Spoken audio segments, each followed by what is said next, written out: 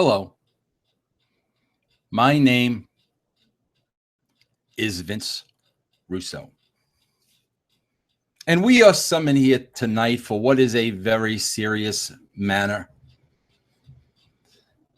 Because as you know, I just offered an apology to Jim Cornette. And now, suddenly, an apology feels necessary to one Eric Bischoff. And let me apologize up front if I break down during this apology, because as we all know, Vince Russo is a crier, especially in meetings.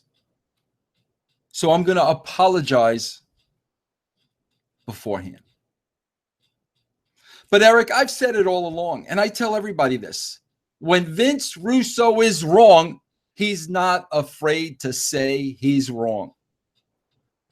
And I was wrong about you, Eric. So I'm going to apologize.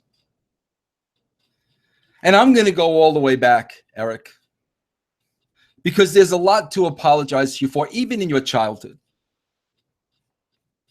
Because as the story goes, Eric, your teeth rotted and your hair turned prematurely gray at a very early age.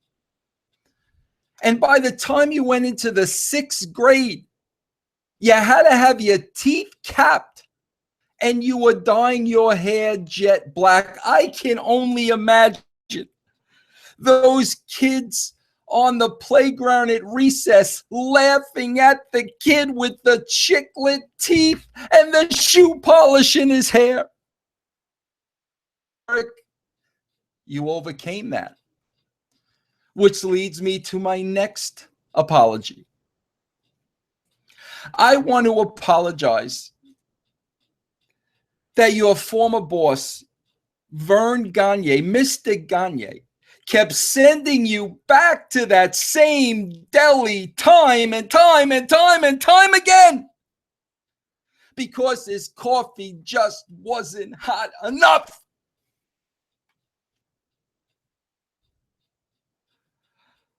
I apologize for that, Eric. I also want to apologize that a man had to have his lips sewn to another man for the better part of 20 years. It sounds like a bad Centipede movie to me, Eric. But that was the case between you and Hulk Hogan, wasn't it? And Eric, how do I know it was the case? Here's how I know it was the case. Because I want to apologize that when Dixie Carter wanted to hire Hulk Hogan, you rode in on the Hulkster's coattails and you told Dixie Carter, Hulkster ain't coming without me, brother. This is a 2-for-1 deal. And you milked Dixie for an exorbitant amount of money when she never wanted you in TNA in the first place. But Eric, once you got there, I really need to apologize for a couple of things that you did. I want to apologize for you convincing Dixie Carter that we had to go head-to-head with Monday Night Raw. It's time, Dixie. We're ready. We got the Hulkster. We can defeat them, Dixie. Yes, Eric. I believe it was you and the Hulkster who were the big cheerleaders. Why? It wasn't your money. And what did you do? Embarrassed TNA. You ashamed TNA. And you scarred TNA for life. But you weren't done there, were you? Which leads me to my next apology. Dixie, I got it this time. The Monday night thing didn't work, but I got it this time. Screw this Universal Studios. Screw where you guys have been doing this show for the last decade. We got to bring this show live on the road every week. A different venue, a different arena, live.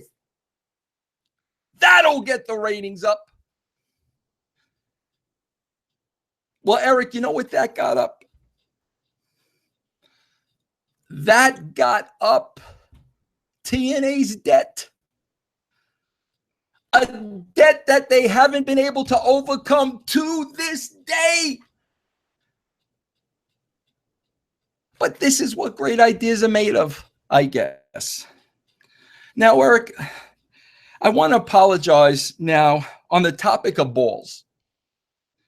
First of all, I want to apologize that going back to DX, driving that tank up to the doors of WCW, a script written by Vince Russo, by the way, and when you saw them coming, you screamed backstage like a little biatch. Shut the doors, shut the doors, shut the doors. Because you know what, Eric? You didn't have balls then. Anybody with a pair of balls would have let DX roll right in. I would have let him roll right in. Would have been great for live TV. But Eric let the big steel door come down right before DX can enter the building. That's when I first realized Eric Bischoff has no balls. And here it is confirmed 20 years later when I apologize because Eric Bischoff does not have the balls to talk to me man to man, face to face, when he's been challenged. I gladly welcome the invite on his little show on WrestleZone. But no, he'd rather talk behind my back every chance he gets, reminiscent of that steel door coming down on DX. Now, Eric, I also want to apologize that you are now involved in a lawsuit with TNA, and you are now attempting to milk them for even more money, despite the fact that when you were under contract with them and they paid you millions and millions and millions and millions of dollars of the BS that you sold them, you delivered zero. You stole from TNA. You did nothing. But that wasn't enough. And you know, some would call you a greedy little bastard, but I'm not going to do that because I'm a gentleman. But now we're going to sue them for even more money because the money that I stole for them just wasn't enough. I apologize for that. Eric, I apologize that you had to bury me to Spike TV every single chance you got, because that was the only way that you could even the playing field. You had to tear Vince Russo down to build your little self up. That's how politicians do it. That's how car salesmen do it. And you know why they do it that way? Because they're not good enough to do it the all-American way. They're not good enough to take the challenge head to head and win the game. And why wouldn't you take that challenge, Eric? Why? Because on that creative playing field, bro, you knew you couldn't touch Vince Russo. So the only way to bring Vince Russo down is to bury him to the television executives, Eric. Just like you try to bury me on your little podcast now. Same thing. And I apologize for that, Eric. I really, really, really do apologize. I also apologize, Eric, for telling Vince McMahon to hire you in 2002. I did that despite the way I felt about you, because let's face it, Eric, everybody you've ever worked with has thought you're an arrogant little wussy. Everybody, bro. But despite that, with business being business, I said, Vince, you've got to hire this guy. He is a great performer. You could tell great stories with him. I did that, Eric. Me, Vince Russo. Even though you were my arch enemy, because it was right for business. You think Vince would have ever brought you into the WWE on his own? He heard the same stories about you that everybody else knew, but it was me who put you over to him that got you the job at the WWE. How ungrateful can you be? But Eric, let's cut through all that. Let's get to the matter at hand. Because I have two big apologies that I save for the end. And first and foremost, Eric, I want to apologize to you. I'm looking you in the eye, right there in the eye. I want to apologize for you for being the reason that you got fired from WCW in the first place. You see, Eric, you had such a huge, insurmountable lead at WCW. You were kicking our ass in the ratings week after week after week after week. But then Vince McMahon brings in somebody by the name of Vince Russo.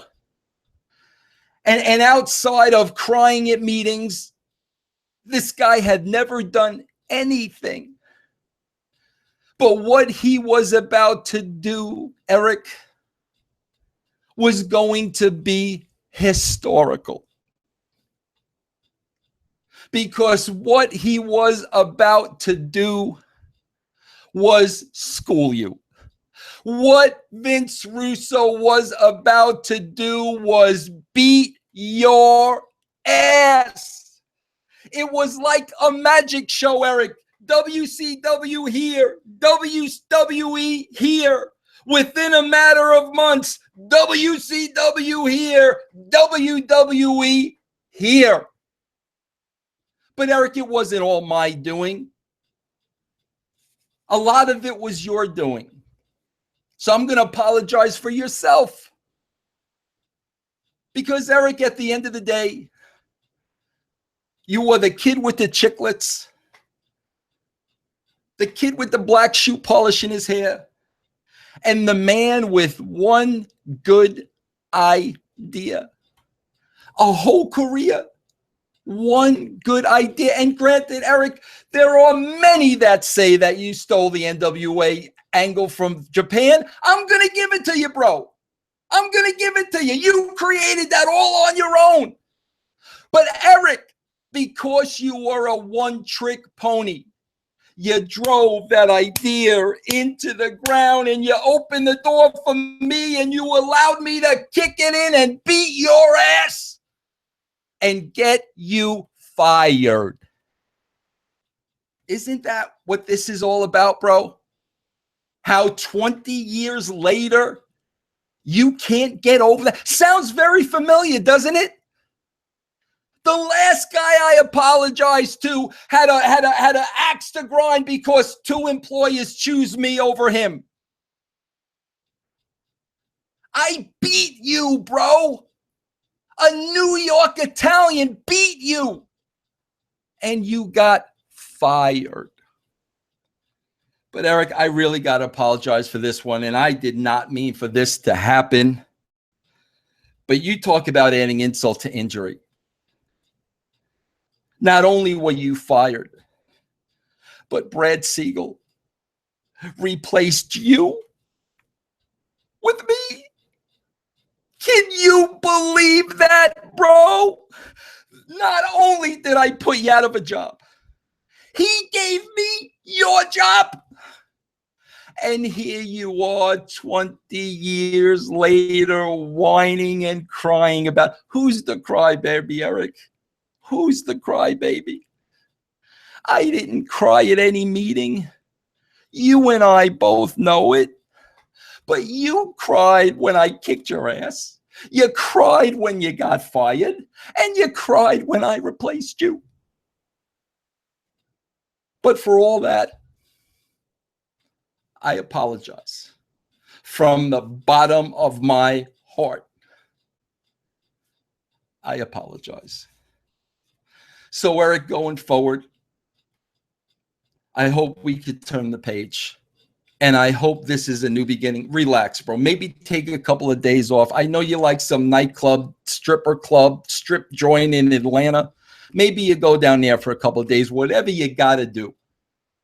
But like I told Jimmy C, when a man apologizes, there's not too much more he could do. Eric, I'm sorry for being better than you. If I had a mic, now I would drop it.